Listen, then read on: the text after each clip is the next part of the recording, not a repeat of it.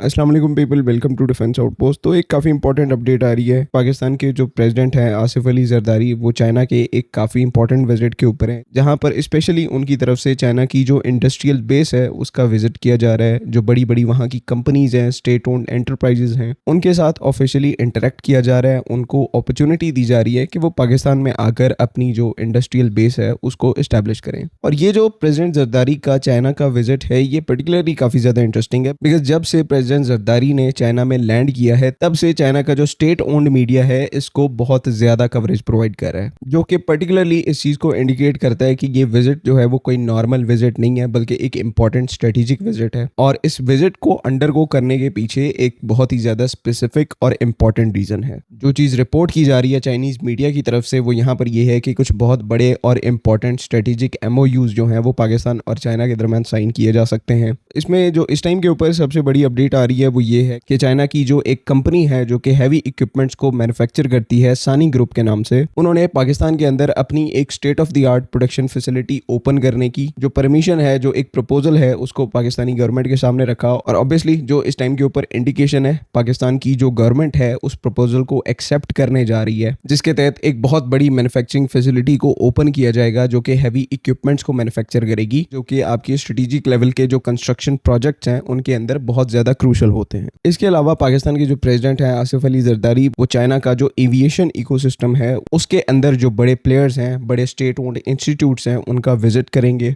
जिसमें जो civilian transport aircraft manufacturers हैं वो भी शामिल हैं, और जो डिफेंस एयरक्राफ्ट मैन्युफैक्चरर हैं यानी कि फाइटर एयरक्राफ्ट मैन्युफैक्चरिंग की जो स्टेट ओन्ड फैसिलिटीज हैं वो भी शामिल हैं। पिछले साल भी जब प्रेसिडेंट आसिफ अली जरदारी चाइना गए थे तो उन्होंने जो चेंगडू एयरक्राफ्ट कॉरपोरेशन है उसके हेडक्वार्टर्स का विजिट किया था, और सेम यही विजिट जो है वो इस साल भी कंडक्ट किया जाएगा। और न सिर्फ यहाँ पर चेंगडू एयरक्राफ्ट कॉरपोरेशन का विजिट शामिल है, बल्कि जो चाइना की दूसरी state owned aircraft manufacturing company है शेनयांग एयरक्राफ्ट कॉरपोरेशन, जो कि इस टाइम के ऊपर J-35 एयरक्राफ्ट को मैन्युफैक्चर करती है, तो वहां का भी एक जो विजिट है वो लाइकली इंक्लूडेड है। तो अगेन उसी पॉइंट के ऊपर आएंगे कि जिस तरह की कवरेज इस टाइम के ऊपर चाइनीज स्टेट ओन्ड मीडिया की तरफ से प्रेसिडेंट जरदारी के इस विजिट को दी जा रही है, वो अगेन एक चीज हाईलाइट करती है कि हो सकता है कि यहाँ पर एक बहुत बड़ी स्ट्रेटेजिक लेवल की जो डेवलपमेंट है वो हो जाए। वो ऑब्वियसली एविएशन सेक्टर के अंदर हो सकती है, जो आपका हैवी इक्विपमेंट मैन्युफैक्चरिंग का सेक्टर है। दूसरी जो चाइना की बहुत बड़ी इंडस्ट्रीज हैं उनकी कोलैबोरेशन में यहाँ पर काफी इंपॉर्टेंट डेवलपमेंट हो सकती है, जो कि पाकिस्तान जैसी कंट्री के लिए अब यहाँ पर ये एक क्रूशल फेज भी है, बिकॉज पिछले कई सालों से ब्लेटेंटली हम इक्विपमेंट को, जो भी हमारा इक्विपमेंट है वो सिविलियन सेक्टर में हो, बाकी सेक्टर्स में हो, उनको हम यहाँ पर इम्पोर्ट करते हैं। डिफेंस सेक्टर में हमने काफी अच्छी डेवलपमेंट की, इंडिजिनाइजेशन में फोकस किया, तो वहां पर हमने इम्पोर्ट्स को कट किया हुआ है। इवन हम यहाँ पर वेपन्स को डिफरेंट कंट्रीज को एक्सपोर्ट कर रहे हैं। तो डिफेंस तक तो बात ठीक है, लेकिन जो बाकी सेक्टर्स हैं उनमें अभी भी इक्विपमेंट जो है अंधाधुंध बाहर से इंपोर्ट किया जाता है। ना तो किसी किस्म की जो ट्रांसफर ऑफ टेक्नोलॉजी है उसके ऊपर फोकस किया जाता है, और ना ही लोकल प्रोडक्शन के ऊपर फोकस किया जाता है। तो अब इस चीज को एसेंशियली चेंज करने की कोशिश की जा रही है, जहां पर डिफरेंट सेक्टर्स के अंदर चाइना के साथ कोलैबोरेशन में जो बड़ी बड़ी इंडस्ट्रीज हैं उनको पाकिस्तान में इस्टेब्लिश करने की बात चल रही है, जो कि यहाँ पर काफी पॉजिटिव अपडेट है। और अच्छी बात है कि हम यहाँ पर अब इस टाइम के ऊपर जो लोकल इंडस्ट्री है उसको इस्टेब्लिश करने में फोकस कर रहे हैं।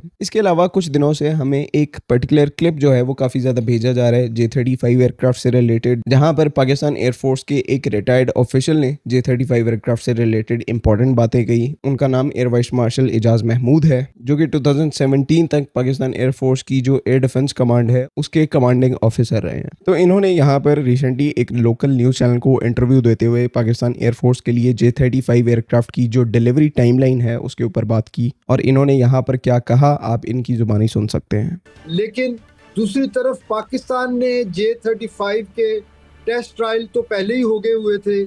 और अब ये उम्मीद की जा सकती है कि आने वाले महीनों में, मैं सालों की बात नहीं कर रहा, इंशाल्लाह